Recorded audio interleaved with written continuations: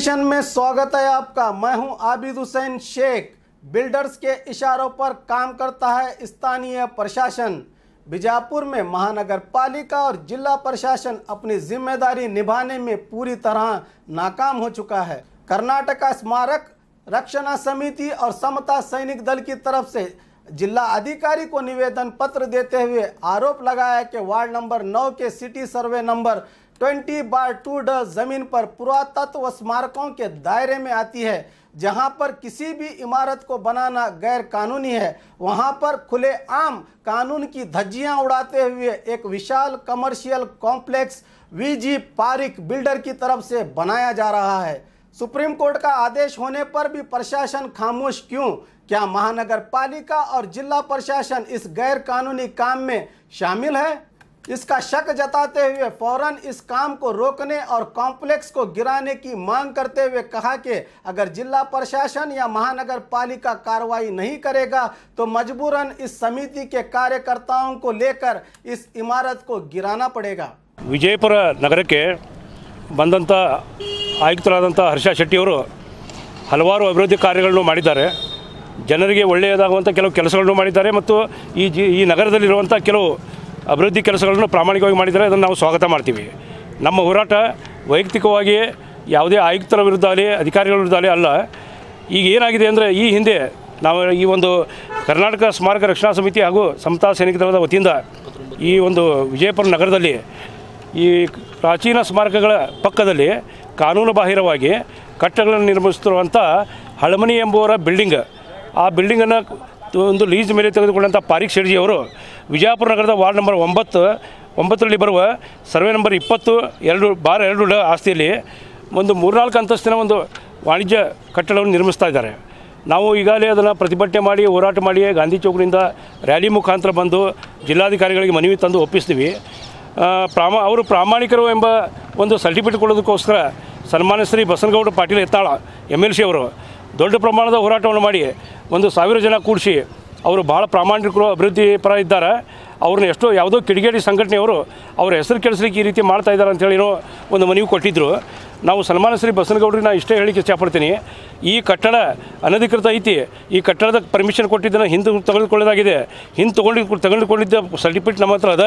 ಎಲ್ಲ ಕಾಗದಪತ್ರಗಳನ್ನು ನಾವು ಇಟ್ಕೊಂಡು ಆ ಕಟ್ಟಡ ಬಂದ್ ಮಾಡಿರಿ ಅಂತ ನಾವು ಹೇಳ್ತಾ ಇದ್ರು. ಇವತ್ತಿಗೂ ಆ ಕಟ್ಟಡ ಚಾಲೂ ಇದೆ ಅಂದರೆ ಇದರಿಂದ ಯಾವ ಪ್ರಭಾವಶಾಲಿ ವ್ಯಕ್ತಿ ಕೈವಾಡಿದೆ ಎಂಬುದು ನಮಗೆ ಒಂದು ಶಂಕೆ ಆಗ್ತಾಯಿದೆ. ಇದೇ ರೀತಿ ನೀವು ಕಟ್ಟಡ ಪರ್ಮಿಷನ್ ಕೊಡದೇ ಕಟ್ಟಡ ಚಾಲೂ ಇರಬೇಕಾಗಿದ್ದರೆ ಪ್ರತಿಯೊಂದು ಈ ಕ್ವಾಟಿಗೋಡಿಗೆ ಹತ್ತಿಕೊಂಡಿರುವಂಥ ಮನೆ ಮತ್ತು ಯೋಗಾಪುರದಲ್ಲಿರುವಂಥ ಒಂದು ಕಟ್ಟಡ ಹಾಗೂ ಈ ಗಚ್ಚನಮಟ್ಟಿ ಕಾಲನಿಯಲ್ಲಿ ಕೆಡವಿದಂಥ ಬಡವರ ಮನೆಗಳು ಇವೆಲ್ಲಕ್ಕೂ ಕೆಡವಲಿಕ್ಕೆ ನೀವು ಧೈರ್ಯ ತೊಗೊಂಡ್ರಿ. ಅದೇ ಧೈರ್ಯನ ಈ ಕಟ್ಟಡ ಕಟ್ಟುತ್ತಿರೋರಿಗೆ ವಿರುದ್ಧ ಮಾಡಿ ಇದನ್ನು ನಿಲ್ಲಿಸಲಿಕ್ಕೆ ನೀವು ಯಾಕೆ ತಗೋತಾ ಇಲ್ಲ ಅಂತ ನಮಗೆ ಸಂಶಯ ಬರ್ತಾ ಇದೆ. ಇದರಿಂದ ಬಂಡವಾಳಶಾಹಿಗಳದಾರೋ ಅಥವಾ MLA MLCಗಳದಾರೋ ಉಸ್ತುವಾರಿ ಸಚಿವರದಾರೋ ಯಾರದಾರ ನಮಗೆ ತಿಳಿಯುವುದಾಗಿದೆ. ಅಷ್ಟು ಪ್ರಭಾವಶಾಲಿ ಈ ಪಾರಿಕ್ ಶೆಡ್ಜಿ ಅವರು ಬೇಕಾಬಿಟ್ಟಿಯಾಗಿ ಯಾರು ಭಯ ಇರದೆ ಕಟ್ಟಡ ಕಟ್ತಾ ಇದ್ದಾರೆ. ನಾವು ಬಸನಗೌಡ ಪಾಟೀಲ್ ಹೆತ್ತಾಳ ಅವ್ರಿಗೆ ಇಷ್ಟೇ ಹೇಳೋದು, ನಿಮ್ಮಂತೆ ನಮಗೂ ಪ್ರಾಮಾಣಿಕ ಅಧಿಕಾರಿಗಳು ಬಿಜಾಪುರ ಜಿಲ್ಲೆಗೆ ಬೇಕಾಗಿದೆ. ಅದನ್ನು ನಾವು ಬಯಸ್ತಾ ಇದ್ದೀವಿ. ಅವ್ರು ಬಂದರೆ ಸ್ವಾಗತ ಮಾಡ್ತೀವಿ. ಅವ್ರನ್ನ ನಾವು ಹೊರಗೆ ಹಾಕಬೇಕಾದ್ರೆ ಅವರು ತಪ್ಪು ಹೆಜ್ಜೆ ಇಟ್ಟಾಗ ನಾವು ಪ್ರತಿಭಟನೆ ಮಾಡೋದು ನಮ್ಮ ತಪ್ಪ? ನಾವು ಪ್ರತಿಭಟನೆ ಮಾಡಬಾರ್ದ? ಅವ್ರು ಏನಾದರೂ ತಪ್ಪು ಹೆಜ್ಜೆ ಇಟ್ಟಾಗ ನೀವು ತಪ್ಪು ಹೆಜ್ಜೆ ಇಟ್ಟಿರಿ ಅಂತೇಳಿ 3-4 ಸಲ ಮನವಿ ಕೊಟ್ಟರು, ಅದಕ್ಕೇನೂ ಆ್ಯಕ್ಷನ್ ಆಗ್ತಾ ಇಲ್ಲ ಅಂದರೆ ಬಿಜಾಪುರ ಜಿಲ್ಲೆಯಲ್ಲಿ ಆಡಳಿತ ಅಂತ ಕುಸಿದು ಬಿದ್ದಿದ್ದೆಯಲ್ಲಿ ಎರಡು ಮಾತಿಲ್ಲ.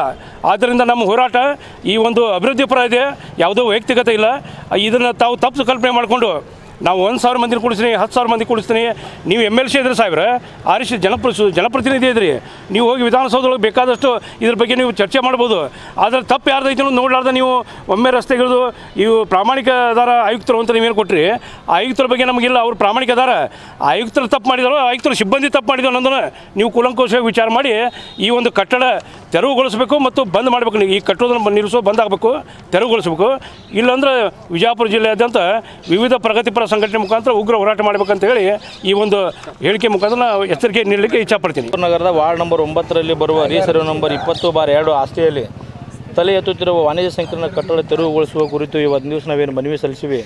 ಇದು ಒಂದು ಆರ್ಕಾಲಜಿ ಡಿಪಾರ್ಟ್ಮೆಂಟ್ ಸುಂದರ ಒಂದು ಐತಿಹಾಸಿಕ ನಗರ ವಿಜಯಪುರ ಜಿಲ್ಲೆ ಸುಂದರವಾಗಿರ್ಬೇಕಂತಕ್ಕಂಥ ಒಂದು ವಿಚಾರ ಎಲ್ಲ ಅಧಿಕಾರಿಗಳಿಗೂ ಗೊತ್ತು, ನಮ್ಮ ಎಲ್ಲ ಸಾರ್ವಜನಿಕರಿಗೂ ಗೊತ್ತು. ಆದರೂ ಕೂಡ 29/7/2017 ಬೃಹತ್ ಪ್ರಮಾಣದಲ್ಲಿ ಜನಸಂಖ್ಯೆಯನ್ನು ನಮ್ಮ ಕಾರ್ಯಕರ್ತರ ಜೊತೆಗೆ ಬಂದು ಮನವಿ ಕೊಟ್ಟಾಗೂ ಕೂಡ ಇವತ್ತಿನವರೆಗೂ ಕೂಡ ಅದು ಪಾರಿಕ್ ಶೆಡ್ಜಿ ಅಂತಕ್ಕಂಥವ್ರು ಯಾರೋ ಹಳೆಮನೆ ಅಂತಕ್ಕಂಥ ಒಂದು ಸಂಬಂಧಪಟ್ಟಂಥ ಆಸ್ತಿಗೆ ಲೀಜ್ ಮೇಲೆ ಒಂದು 80 ವರ್ಷದ ಲೀಜ್ ಮೇಲೆ ಮಾಡಿಕೊಂಡು ಇವತ್ತದು ವಾಣಿಜ್ಯ ಮಳಿಗೆಯನ್ನಾಗಿ ಅವರೇನು ಕಟ್ಟಡ ಮಾಡ್ಲಾಗತ್ತಾರೆ ಅದನ್ನು ತೆರವುಗೊಳಿಸಲಾಗ ನಾವು ಮನವಿ ಕೊಟ್ಟರು ಕೂಡ ಇಲ್ಲಿ ತನಕ ಜಿಲ್ಲಾಡಳಿತ ವಿಫಲ ಅಂತಕ್ಕಂಥ ಮಾತನ್ನು ಈ ಸಂದರ್ಭದಲ್ಲಿ ನಾನು ಹೇಳಕ್ಕೆ ಬಯಸ್ತೀನಿ. ಆದರೂ ಕೂಡ ಈ ಒಂದು ಮಹಾನಗರ ಪಾಲಿಕೆಯ ಏನು ಅವರು ಆಯುಕ್ತರದಾರು ಹರ್ಷ ಶೆಟ್ಟಿ ಅವರು ಭಾಳ ಒಳ್ಳೆಯವರು, ಪ್ರಾಮಾಣಿಕ ದಕ್ಷ ಅಧಿಕಾರಿಗಳು ಅಂತೇಳಿ ಒಂದು ವಿಜಯಪುರ ಜಿಲ್ಲೆ ಸುಂದರವಾಗಿ ಮಾಡಲಿಕ್ಕೆ ಅವರು ಭಾಳ ಪ್ರಯತ್ನ ಮಾಡ್ತಾರೆ, ಒಳ್ಳೆಯ ಅಧಿಕಾರಿ ಅದಾರ ಅಂತಕ್ಕಂಥದ್ದು ಏನು ನಾವು ಹೇಳ್ತಿದ್ದೀವಿ. ಆದರೆ ಈ ಒಂದು ಪಾರಿಕ್ ಶೆಡ್ಜಿ ಅಂತಕ್ಕಂಥ ಬಂಡವಾಳಶಾಹಿಗಳ ವಿರುದ್ಧ ಏನಾದರೂ ಮಾಡಲಿಕ್ಕೆ ಅವ್ರು ಯಾಕೆ ಹಂಚ್ತಾರೆ ಅಂತಕ್ಕಂಥದ್ದು ಇದನ್ನು ಒಂದು ಪ್ರಶ್ನಾರ್ಥಿತ ಆಗಿರ್ತಕ್ಕಂಥದ್ದು. ಆಮೇಲೆ ಇನ್ನೂವರೆಗೂ ಕೂಡ ಕಟ್ಟಡ ಚಾಲ್ತಿಯಲ್ಲಿದೆ.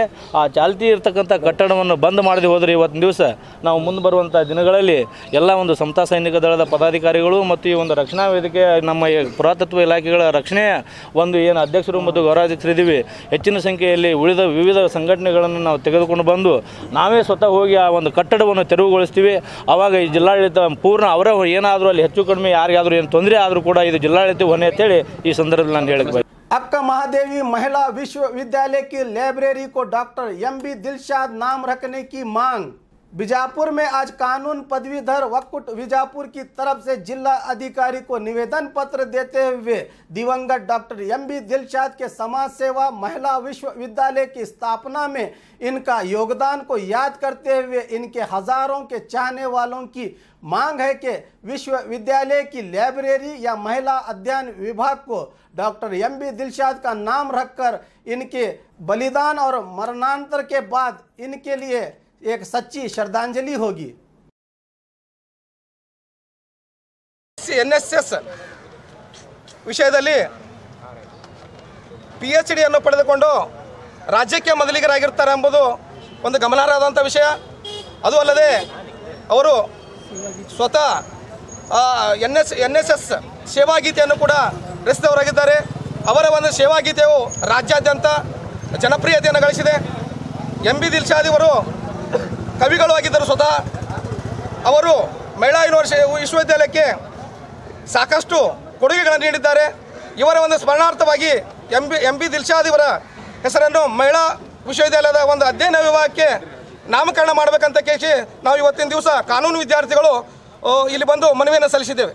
ವಿಜಯಪುರದಲ್ಲಿ ಕಾನೂನು ಪದವೀಧರರ ಒಕ್ಕೂಟದಿಂದ ಎಂ.ಬಿ. ದಿಲ್ಶಾದ್ ಸರ್ ಅವರ ಹೆಸರನ್ನು ಯೂನಿವರ್ಸಿಟಿಗೆ ಅಂದರೆ ಮಹಿಳಾ ಅಕ್ಕ ಮಹಾದೇವಿ ಮಹಿಳಾ ವಿಶ್ವವಿದ್ಯಾಲಯಕ್ಕೆ ಯಾವುದಾದ್ರೂ ಒಂದು ಅಧ್ಯಯನ ಪೀಠಕ್ಕಾಗಲಿ ಅಥವಾ ಲೈಬ್ರರಿಗೆ ಅವರ ಹೆಸರಿಡಬೇಕಂತ ನಾವು ಕಾನೂನು ಪದವೀಧರ ಒಕ್ಕೂಟದಿಂದ ಬೇಡ್ಕೊಳ್ತಾ ಇದ್ದೀವಿ. ಯಾಕಪ್ಪ ಅಂದರೆ ಎಂ.ಬಿ. ದಿಲ್ಶಾದ್ ಸರ್ ಒಬ್ಬ ಪ್ರಖ್ಯಾತ ಶಿಕ್ಷಕರಾಗಿದ್ದರು, ಪ್ರಾಧ್ಯಾಪಕರಾಗಿದ್ದರು, ಅದಲ್ಲದೆ PhD ಮಾಡಿದಂಥ ವ್ಯಕ್ತಿಯಾಗಿದ್ದರು. ಅದಲ್ಲದೆ NSSನ ಹಾಡನ್ನು ಕೂಡ ಅವರು ಬರೆದಿದ್ದರು. ಅದಕ್ಕಾಗಿ ಅವರ ಹೆಸರನ್ನು ಇಡಬೇಕಾಗಿ ತಮ್ಮಲ್ಲಿ ಕಣ್ಕೊಳ್ಳಿ. सरकारी पदवी पूर्व महिला कॉलेज मूलभूत सौलभ्य से वंचित।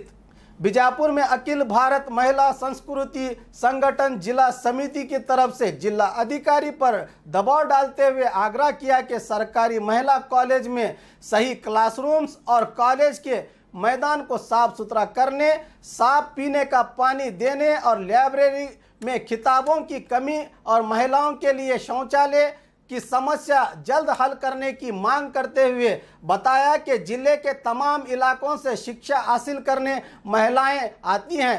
ये तमाम सौलभ्य महिलाओं को देकर महिलाओं के सम्मान करने की गुहार लगाई।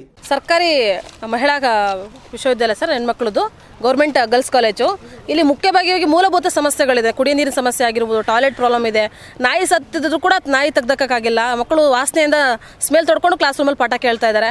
ಆಮೇಲೆ ಇನ್ನೊಂದು ಹುಚ್ಚು ಹಿಡಿದಿರ್ತಕ್ಕಂಥ ನಾಯಿ ಕ್ಲಾಸ್ ರೂಮ್ ಒಳಗಡೆ ಹೋಗಿ ಮಕ್ಕಳಿಗೆಲ್ಲ ತೊಂದರೆ ಕೊಡ್ತಾ ಇದೆ. ನನ್ನ ಬುಡಿ ಕೂಡ ನಾಯಿ ಕೈ ಕಡಿಸ್ಕೊಂಡು ಹೋಗಿದ್ದಾಳೆ. ಆನಂತರ ಮಕ್ಕಳಿಗೆ 2-3 ಜನ ಕೂತ್ಕೊಳ್ಳೋಂಥ ಒಂದು ಬೆಂಚಲ್ಲಿ 4-5 ಜನ ಕೂತ್ಕೊಂಡು ಕ್ಲಾಸ್ ಪಾಠ ಕೇಳ್ತಾ ಇದ್ದಾರೆ. ಅವರಿಗೀಗ 20 ದಿನ ಆಯಿತು. 20 ದಿನದಿಂದಲೂ ಕೂಡ ಅವ್ರ ಬೇಡಿಕೆಗಳಿಗೋಸ್ಕರ ಅವ್ರು ಕೇಳ್ತಾ ಇದ್ದಾರೆ ಪ್ರಿನ್ಸಿಪಲ್ಗೆ. ನಾನು ಪ್ರಿನ್ಸಿಪಲ್ ಅಲ್ಲ, ನೀನು ಪ್ರಿನ್ಸಿಪಲ್ ಅಲ್ಲ, ನನಗೇನು ಗೊತ್ತಿಲ್ಲ ಅಂತ ಹೇಳ್ತಾರೆ. ಟೀಚರ್ಸ್ ಯಾರು ಕೂಡ ಮಕ್ಕಳಿಗೆ ಕೋಆಪರೇಟ್ ಮಾಡ್ತಾ ಇಲ್ಲ. ನಾನು ಕೋಆಪರೇಟಿಂದ ಮಾತಾಡ್ತಾ ಇದ್ದಾರೆ. ಇನ್ನೊಂದು ಕಡೆ ಮಕ್ಕಳಿಗೆ ಮೂಲಭೂತವಾಗಿ ಲೈಬ್ರರಿ ಪುಸ್ತಕಗಳಿಲ್ಲ. ಆಮೇಲೆ ಮಳೆ ಬಂದರೆ ಸಿಕ್ಕಾಬಟ್ಟೆ ಸೋರ್ತಾ ಇದೆ. ಆನಂತರ ಸೊಳ್ಳೆ ಕತ್ಲಿದೆ. ಮಕ್ಕಳಿಗೆ ಬೆಂಚಸ್ ಸರಿಯಾಗಿಲ್ಲ, ಕಸ ಹೊಡಿಯೋದನ್ನ ಕೇಳಿದ್ರೆ ನಮಗೇನು ಗೊತ್ತಿಲ್ಲ ಅಂತೇಳಿ ಮೊಬೈಲಲ್ಲಿ ಕೂತ್ಕೊಂತಾರಂತ. ಈ ಥರದ ಒಂದು ಬೇಜವಾಬ್ದಾರಿಯಿಂದ ನಾವು ನಡೀತಾ ಇರೋದು ನೋಡ್ತಾ ಇದ್ದೀವಿ. ಸೊ ಮಕ್ಕಳಿಗೆ ಸಾಕಷ್ಟು ಸಮಸ್ಯೆಗಳಿದೆ. ಇವತ್ತು ಮಕ್ಕಳ ರೊಚ್ಚಿಗೆದು ನಮ್ಮ ಸಮಸ್ಯೆಗಳಿಗೆ ನಾವೇ ಪರಿಹಾರ ಕಂಡುಕೋಬೇಕಂತೇಳಿ ನಮ್ಮ ಒಂದು ಮಾರ್ಗದರ್ಶನದಲ್ಲಿ ಬಂದರು ಸರ್. ಈ ರೀತಿಯಾಗಿ ನಮ್ಮದೊಂದು ಹೋರಾಟ ಇವತ್ತು ಸಡನ್ ಆಗಿ ನಾವು ಇವತ್ತು ಇದನ್ನು ಕೈಗೊಂಡ್ವಿ ಸರ್. ಪತ್ತಾರ್ ಅಂತ ಮಾತಾಡ್ತಾ ಇರೋದು, ಗೌರ್ಮೆಂಟ್ ಕಾಲೇಜಿಂದ. ನಮ್ಮಲ್ಲಿ ಟಾಯ್ಲೆಟ್ ಸರಿಯಾಗಿಲ್ಲ, ಎಲ್ಲ ಜನರಲ್ ಎಲ್ಲರೂ ಬಂದುಬಿಡ್ತಾರೆ. ಪ್ಯೂನ್ ಇಲ್ಲ, ಪ್ಯೂನ್ ಗೇಟ್ ಹಾಕಬೇಕು. ಆ್ಯಂಡ್ ಲೇಡೀಸ್ ಕಾಲೇಜ್ ಅಂದ ತಕ್ಷಣ ಪ್ಯೂನ್ ಬೇಕು, ಸೆಕ್ಯೂರಿಟಿ ಇರಬೇಕು ನಮಗೆ. ಆಮೇಲೆ ಕ್ಲಾಸ್ ರೂಮ್ ಕ್ಲೀನ್ ಆಗಿಲ್ಲ, ನಾಯಿ ಬಂದಿದೆ. ನಿನ್ನೆ ನಮ್ಮ ಫ್ರೆಂಡಿಗೆ ಒಂದು ನಾಯಿ ಕಡ್ದಿದ್ದೆ. ಅದು ಈಗ ಏನು ಮಾಡಬೇಕು, ನಮಗೆ ನ್ಯಾಯ ಬೇಕೇ ಬೇಕು. ನಾವು 1 ಮಂತಿಂದ ಕ್ಲಾಸ್ ರೂಮ್ ಅಳ್ದಾಡ್ತಾ ಇದ್ವಿ. ಒಂದು ಫ್ರೀಡಾಗನ ಒಂದು ಫ್ರೀಡಿಗೆ ಬೇರೆ ಬೇರೆ ಕ್ಲಾಸಿಗೆ ಹೋಗಬೇಕು. ಹಾಗಾದರೆ ನಮಗೂ ತಿರುಗಾಡೋದಾದರೆ ನಾವು ಕ್ಲಾಸಿಗೆ ಹೆಂಗೆ ಕೂತ್ಕೋಬೇಕು? ನೀರು ಕುಡಿಯೋಕೆ ಚಲೋದಾಗಿ ಬರ್ತಾ ಇಲ್ಲ, ಅಲ್ಲೆಲ್ಲ ಗಲೀಜಿದೆ. ಸರಿಯಾಗಿ ನಮಗೆ ನ್ಯಾಯ ಬೇಕಂತ ಕೇಳ್ಕೊತಾ ಇದೆ. और खबरों के लिए देखते रहिए बी न्यूज़ नेशन।